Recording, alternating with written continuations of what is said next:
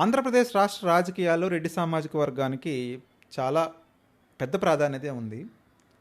కమ్మలు ఏ రకంగా రాష్ట్ర రాజకీయాన్ని ఒక తరం వరకు శాసించారో, అదేవిధంగా ఇప్పటికీ కొన్ని కొన్ని చోట్ల ప్రాధాన్యత అంశాలుగా ప్రాధాన్యత గలవారుగా వ్యవహరిస్తున్నారో, అంతే స్థాయిలో అంతకు మించిన స్థాయిలో కూడా రెడ్డి యొక్క సామాజిక వర్గాని యొక్క ప్రాబల్యం ప్రాధాన్యత ఎప్పుడూ ఉంటుంది.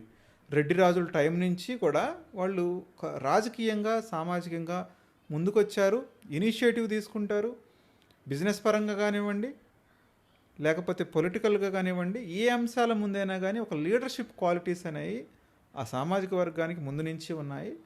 మరీ ముఖ్యంగా రాయలసీమ జిల్లాలు, ప్రకాశం, నెల్లూరు జిల్లాల్లో, ఈ 6 జిల్లాల్లో వాళ్ళ యొక్క ప్రాధాన్యత వాళ్ళు చెప్పిన వాళ్ళకి టికెట్లు ఇప్పించుకోవడం, గెలిపించుకోవడం అనేది ఫస్ట్ నుంచి ఉంది. సో వాళ్ళని దాటి ముందుకు వెళ్ళలేనటువంటి పరిస్థితి. ముఖ్యంగా రాయలసీమ లాంటి కోర్ రీజియన్లో చూసుకుంటే వైఎస్ రాజశేఖర్ రెడ్డి లాంటి గొప్ప నేతలు, వైఎస్ జగన్మోహన్ రెడ్డి లాంటి మాజీ ముఖ్యమంత్రి, వైఎస్ఆర్సిపి పార్టీ అధినేత ఆయన ఉండటం, అదేవిధంగా కమ్మ సామాజిక వర్గానికి చెందినటువంటి నారా చంద్రబాబు నాయుడు ఆయన ప్రాతినిధ్యం వహించడం.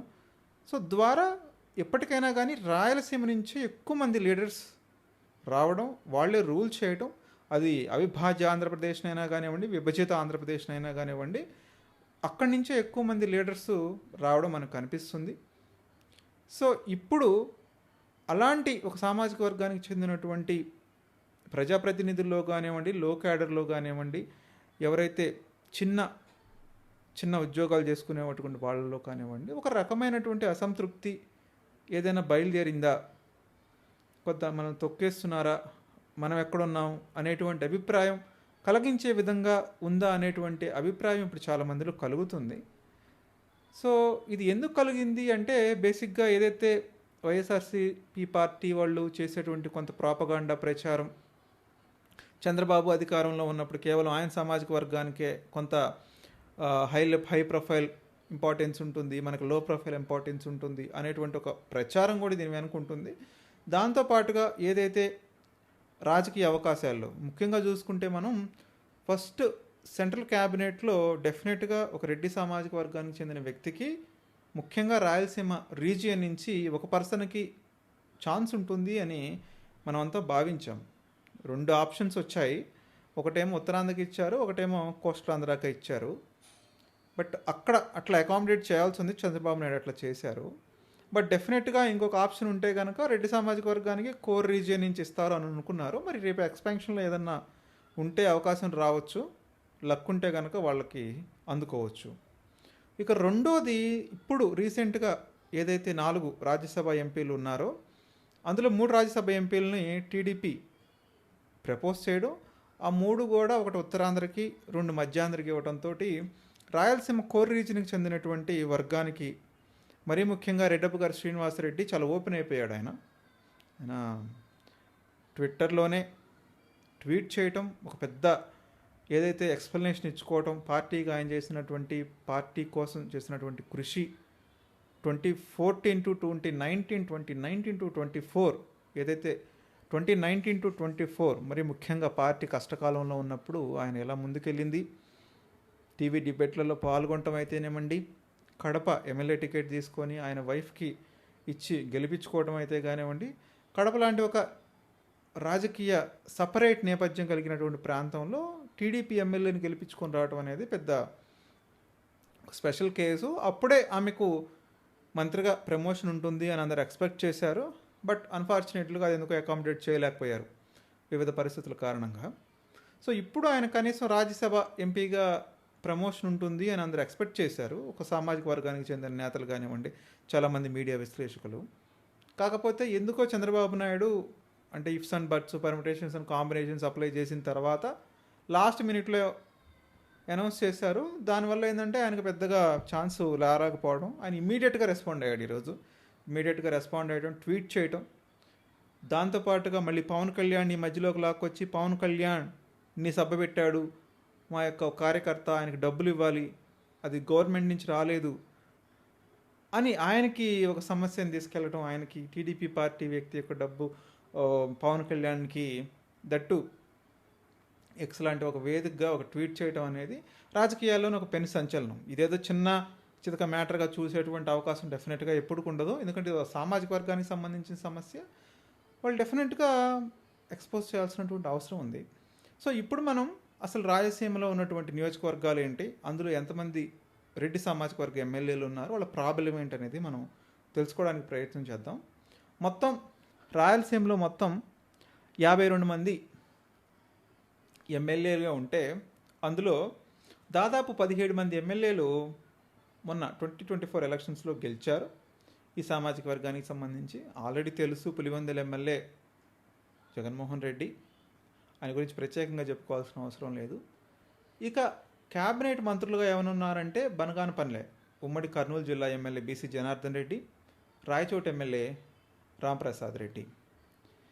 సో అంటే వీళ్ళిద్దరూ మంచి వక్తలే, వ్యక్తులే, ప్లస్ ఒక సామాజిక వర్గాన్ని వీళ్ళు డిఫెండ్ చేసేటప్పుడు, అదేవిధంగా ఎక్స్పోజ్ చేసేటప్పుడు ఏదైతే గవర్నమెంట్ పాలసీస్ ఉన్నాయో, ప్రభుత్వ విధి విధానాలు ఉన్నాయో, దీన్ని ప్రజల్లోకి బలంగా చొప్పించటం, రెండు ఆ సామాజిక వర్గాన్ని శాంతిపరచటం, వాళ్ళకి మేమున్నామనుకుంటూ అనేటువంటి ఒక ధైర్యాన్ని ఇవ్వటం.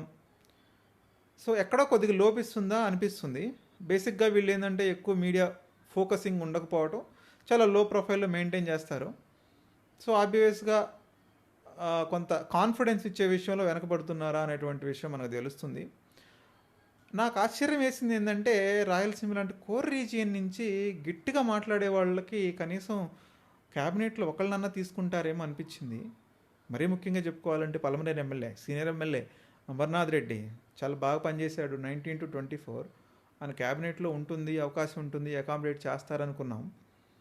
బట్ అన్ఫార్చునేట్లీ అకామిడేట్ చేయలేకపోయారు. రెండోది Dhone MLA, senior most MLA Kotla Shivaprakash Reddy, ఆయన Lok Sabha MP, ex central cabinet minister. అటువంటి ఆయన అకామిడేట్ చేస్తే కొంత టీడీపీ పార్టీ విధానాలను కానీ ఆ కోర్ రీజియన్లో పార్టీని ఇంకొంచెం డెవలప్ చేయడానికి ఉపయోగపడేది. బట్ ఆయనను కూడా అకామిడేట్ చేయలేకపోయారు. ఇంకొక ఎమ్మెల్యే పీలేరు ఎమ్మెల్యే నల్లారి కిరణ్ కుమార్ రెడ్డి వాళ్ళ బ్రదర్, ఆయన పాపం కిషోర్ కుమార్ రెడ్డి చాలా ట్రై చేశాడు, చాలాసార్లు పోటీ చేశాడు, లక్కీగా ఈసారి ఒడ్డున పడ్డాడు, పీలేరు నుంచి గెలిచాడు. వీళ్ళ ముగ్గురులో ఎవరో ఒకరికి ఛాన్స్ ఉంటుందని ఎక్స్పెక్ట్ చేశారు, కానీ వీళ్ళ ముగ్గురికి ఛాన్స్ రాలేకపోవటం కొంత బాధాకరమైనటువంటి విషయమే. అంటే అక్కడ చంద్రబాబు నాయుడు గారు కూడా జిల్లా నుంచి ఉండటం, దానివల్ల ఆ పర్మిటేషన్ సెట్ అయినట్లేవు, బట్ అక్కడ వర్కౌట్ అవ్వలేదు.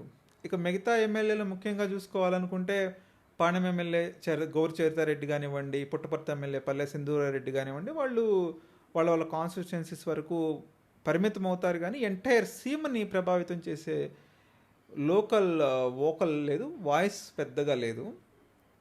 ఇక కొంతమంది ఎమ్మెల్యేలు ఉన్నారు, వాళ్ళు కొద్దిగా ఏదైతే జమ్మలమడుగు ఎమ్మెల్యే కానీ, ప్రొద్దుటూరు ఎమ్మెల్యే కానివ్వండి, వాళ్ళ ఇష్యూస్, పర్సనల్ ఇష్యూస్ కానివ్వండి, కొన్ని బయట జరిగినటువంటి సంఘటనల వల్ల కూడా కొంత బదనం అయ్యారు పార్టీకి వాళ్ళకి. జమ్మలమడుగులో చూసుకుంటే ఆదినారాయణ రెడ్డి వాళ్ళ కొడుకు డ్రగ్స్ విషయంలో ఇబ్బంది పడ్డాడు, మళ్ళీ కమ్మగా ఉంది ప్రభుత్వం అని చెప్పి మీడియా ముఖంగా చంద్రబాబు నాయుడు క్లాస్ తీసుకోవటం, అక్కడ ఇబ్బంది పడ్డాడు.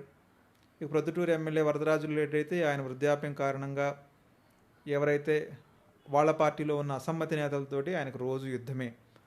ఇక శ్రీకాళహస్తి ఎమ్మెల్యే సుధీర్ రెడ్డి కొద్దిగా అవినీతి ఆరోపణలు ఉండవు, మళ్ళీ చంద్రబాబు నాయుడు పిలిపించి మాట్లాడటం. సో ఇదొక రెగ్యులర్ యాక్టివిటీగా నడుస్తూ ఉంది. ఇక ఇంతమంది ఎమ్మెల్యేల్లో మనం ముఖ్యంగా చూసుకుంటే అమర్నాథ్కి కానీ, కిషోర్ కుమార్ రెడ్డికి కానీ, సూర్యప్రకాష్ రెడ్డికి కానీ ఛాన్స్ ఉండేది. మరి చూడాలి, ఏది ఏమైనప్పటికీ కూడా ఇంకొంచెం ప్రభుత్వం కానివ్వండి, టీడీపీ పార్టీ కానివ్వండి, విధి విధానాలు కొంచెం బలంగా రాయలసీమ లాంటి కోర్ రీజియన్లో ఎక్కువ మంది ఎమ్మెల్యే సీట్స్ ఉన్నప్పుడు కొంచెం బలంగా తీసుకెళ్ళగలిగితే నెక్స్ట్ మళ్ళీ ఎలక్షన్స్కి ఉపయోగపడే ఛాన్సెస్ ఉంటాయి. ఎందుకంటే జగన్మోహన్ రెడ్డికి హార్డ్ కోర్ రీజియన్ అది. 52 ఎమ్మెల్యేస్ అంటే ఉత్తరాంధ్ర కానివ్వండి, మధ్యాంధ్ర కానీ గెలిపించలేకపోయినా ఎప్పుడు కూడా జగన్మోహన్ రెడ్డికి సీట్స్ తగ్గడం అంటూ లేదు. బట్ అన్ఫార్చునేట్లీ 2024లోనే అలాంటి పరిస్థితి ఎదురవటం, ఇబ్బంది పడటం, ఆయన ఒక సెట్ బ్యాక్ అయిపోయింది జగన్మోహన్ రెడ్డికి. బట్ ఆ స్ట్రాంగ్ ఏదైతే కోర్ రీజియన్, కోర్ బేస్ అయితే ఉందో ఇప్పటికీ ఉంది జగన్మోహన్ రెడ్డికి. ఆ ఫ్యాన్ ఫాలోయింగ్ కానీ జగన్మోహన్ రెడ్డికి ఉంది. మరి దాన్ని మళ్ళీ ఎంత మాత్రం రిటైన్ చేస్తారు 2029 ఎలక్షన్స్లో చంద్రబాబు నాయుడు పవన్ కళ్యాణ్ కాంబినేషన్ అనేది వేచి చూడాలి. మీరు కూడా మీ విలువైన అభిప్రాయాన్ని తెలియజేయండి. రెడ్లు నిజంగానే సంతృప్తిగా ఉన్నారా? మరి ముఖ్యంగా రాయలసీమ రెడ్లు వాళ్ళలో ఏదైనా అసంతృప్తి ఉందా? అసంతృప్తి ఉంటే కనుక ఏ విషయాల్లో వాళ్ళు అసంతృప్తి చెందుతున్నారనే అభిప్రాయాన్ని కామెంట్ రూపంలో తెలియజేయండి.